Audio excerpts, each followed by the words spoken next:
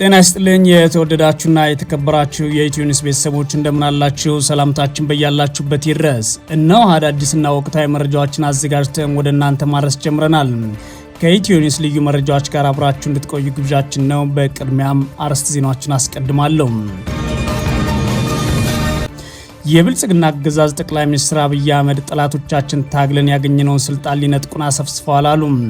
ጠቅላይ ሚኒስትሩ ወደ ስልጣን ከመጡ ጊዜ ጀምሮ ውጊያ ያልተለየውንና ከፍተኛ ማንነት ተኮር ጥቃት የተፈጸመበትን የወለጋ አካባቢን ከፍተኛ የደስታ ዝናብ የሚዘንብበት ምድር አደረግነው ሲሉ ተናግረዋል።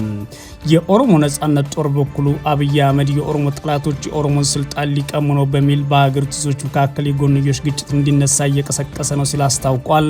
በዝርዝር እናየዋለን። የሀገራዊ ምክክር ኮሚሽኑ በተሰጠው ጊዜ ስራውን ማጠናቀቅ ባለመቻሉ ለሁለተኛ ዙር የቆይታ ጊዜው ተጨመረለት። ፓርላማው የምክክር ኮሚሽኑ የስራ ጊዜ ማራዘሚያ በአስቸኳይ ስብሰባ ያካሄደ ሲሆን የፓርላማ አባሉ ዶክተር ደሳለኝ ጫኔ ኮሚሽኑ አሁን ላይ የሚሰራው ስራ ተስፋ የሚያስቆርጥና ድጋፍም ጭምር ሊቸር የማይገባ ነው ሲሉ ተናግረዋል። ዶክተር ደሳለኝ ጫኔ የአማራ ኤሊት ጋዜጠኞችና ፖለቲከኞች በስር ላይ ሆነው የሚደረገው ምክክር በሂደት ተቀባይነት አይኖረውም በማለት የተናገሩ ሲሆን የትግራይን ህዝብን ውይይትን በአዲስ አበባ ነዋሪዎች መተካት ተገቢና ትክክል ውጤት አያመጣም ሲሉ ተከራክረዋል። ለዚህ ጥያቄና አስተያየት ኮሚሽነሮች የሰጡት መልስ ማስገራሚ ሆኗል። በዝርዝር እናየዋለን። የኢትዮጵያ ብሔራዊ ባንክ ለገንዘብ ፖሊሲ ኮሚቴው ገለልተኛ ናቸው የተባሉ ሁለት የውጭ ሀገር ዜጎችን አባል አድርጎ መሾሙን ይፋ አድርጓል። እነዚህ ተሿሚዎች ኢትዮጵያውያን አይደሉም የተባለ ሲሆን ባንኩ ስማቸውና ዜግነታቸውን ከህዝብ መደበቁ ደግሞ አነጋጋሪ ሆኗል። በዝርዝር የምናየው ሌላኛው ጉዳይ ነው። አሜሪካ ከኢራን ጋር ያላት ውጥረት እየጨመረ ባለበት ወቅት ጦሯን ከሶሪያ ልታስወጣ ነው። አሜሪካ በሚቀጥሉት ጥቂት ወራት ውስጥ ከሶሪያ የቀራትን ወታደሮች ለማስወጣት በዝግጅት ላይ መሆኗን አንድ ከፍተኛ የዋይት ሀውስ ባለስልጣን ለቢቢሲ ተናግረዋል።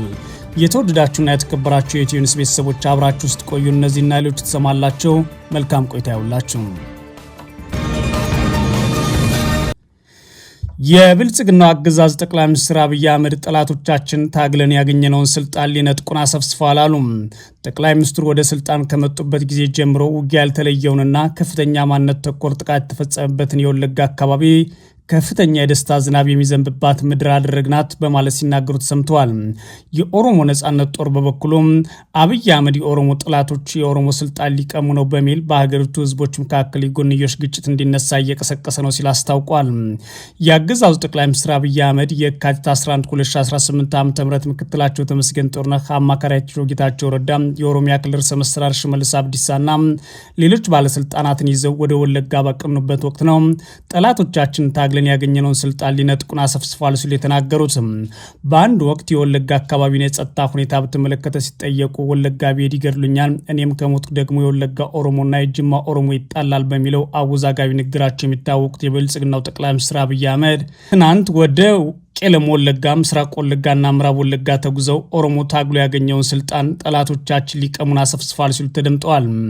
ጠላቶቻችን ሲል የጠሯቸው እነማን እንደሆኑ በስም ያልጠቀሱት አብይ አህመድ አሁን ላይ ታግልን ስልጣን ይዘን ሳለን ለምን እርስ በርስ እንገዳደላለን ሲሉም ጠይቀዋል።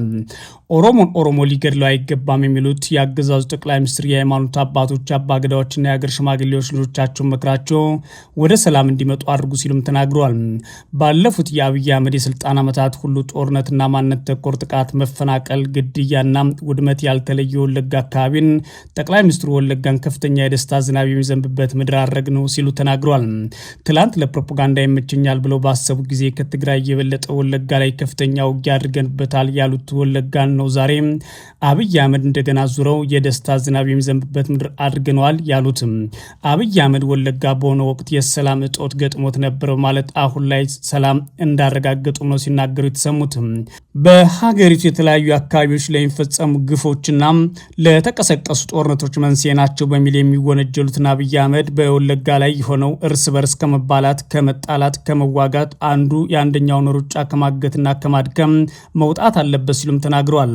አብይ የሩቅ ጠላቶቻችን እኛ መከፋፈል ነው ፍላጎታቸው። አሁን ላይ ጠላቶቻችን ታግለን ያገኘነውን ስልጣን ሊነጥቁን አሰፍስፈዋል። ስለሆነም የውስጥ ልዩነቶቻችንን በመተው በአንድነት ልንቆም ይገባል ሲሉ በኦሮሞኛ ቋንቋ ባስተላለፉት መልእክት ነው የተናገሩት።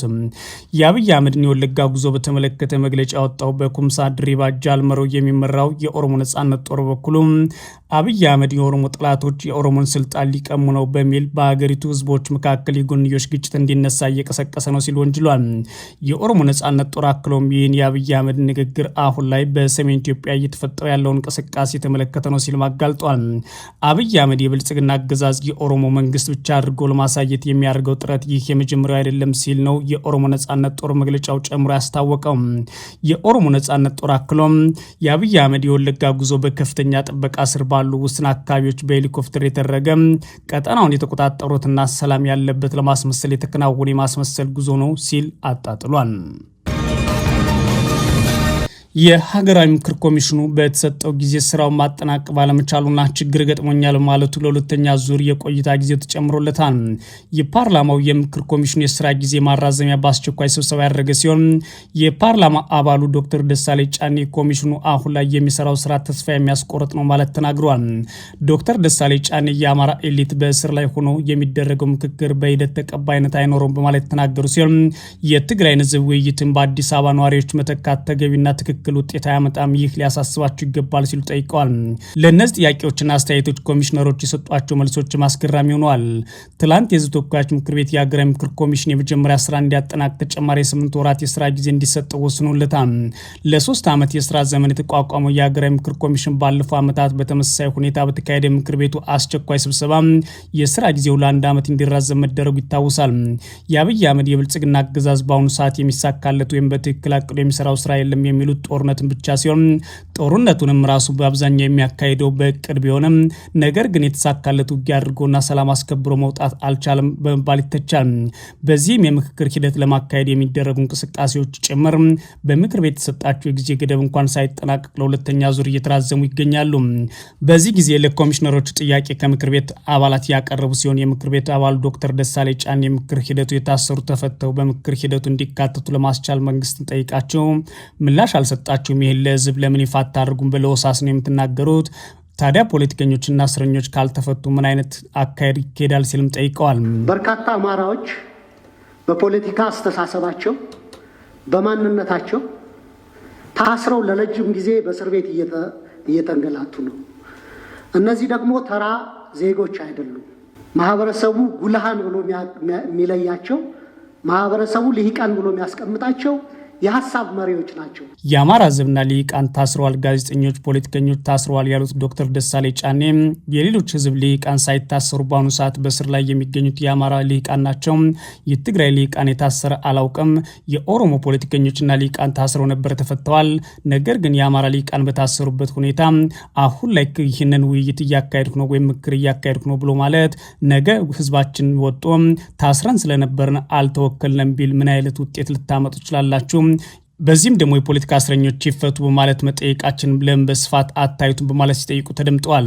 አሁንም ግን እየቀረቡ ያሉ በእናንተም በኩል በተወያዮችም በኩል የቀረቡ ጥያቄዎች በደንብ ጎልተው ለኢትዮጵያ ህዝብ መገለጽ አለባቸው ብዬ አስባለሁ። አሁን ባይዘወይ ሌሎች ህዝቦች ልሂቃን ታሳሪዎች የላቸውም። ክቡር ኮሚሽነር ለመረጃዎት ያክል ከትግራይ የፖለቲካ ልሂቃን የታሰሩ አላውቅም። እኔ ከኦሮሞም ብዙ የታሰሩ ሰዎች ነበሩ፣ ተፈተዋል።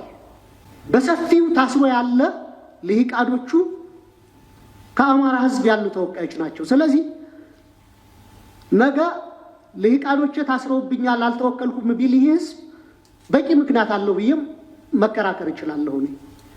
ስለዚህ ይህ ጉዳይ መፍትሄ ቢሰጠው አሁንም መንግስት በትክክል ችግሩ እንዲፈታ የሚፈልግ ከሆነና በውይይት የኢትዮጵያ ፖለቲካዊ ችግሮች መፍትሄ ያገኛሉ ብሎ የሚያምን ከሆነ አትሊስት ይህ ሚኒመም ነገር ነው። እነማን ምን ሲያደርጉ ተይዘው እንደተፈቱ እናውቃለን።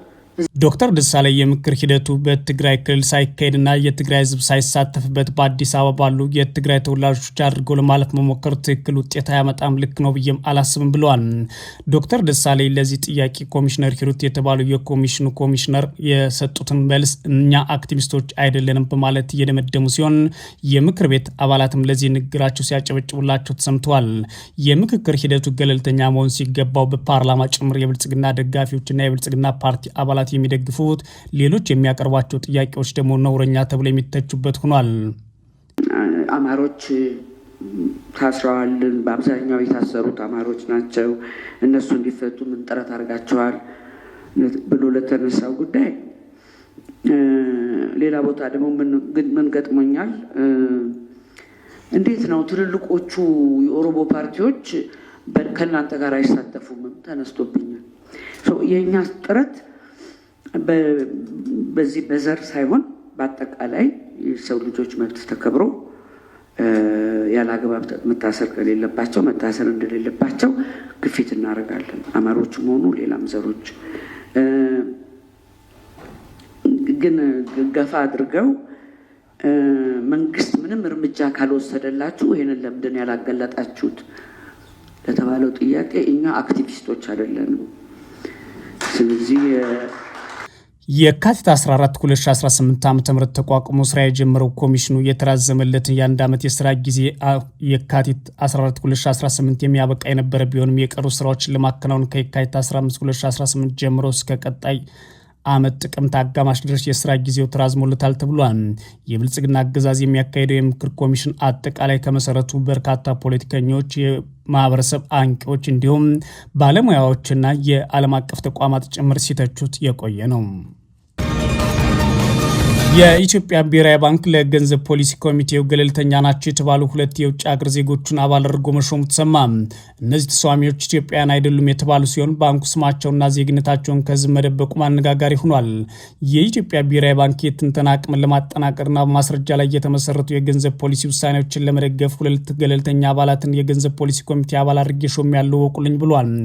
ባንኩ ትላንት ረቡዕ የካቲት 11 2018 ዓ.ም ባወጣው መግለጫ ሹመቱ በብሔራዊ ባንክ ገዢ የቀረቡና በዳይሬክተሮች ቦርድ መጽደቁም ግልጽ ሆኗል።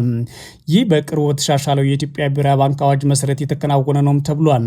ባንኩ ገለልተኛ አባላትን ማካተቱን የኮሚቴውን የሙያ ብቃት ለማሳደግና በቂ መረጃ ያላቸው የፖሊሲ ውይይቶችን ለማድረግ ነው ተብሏል።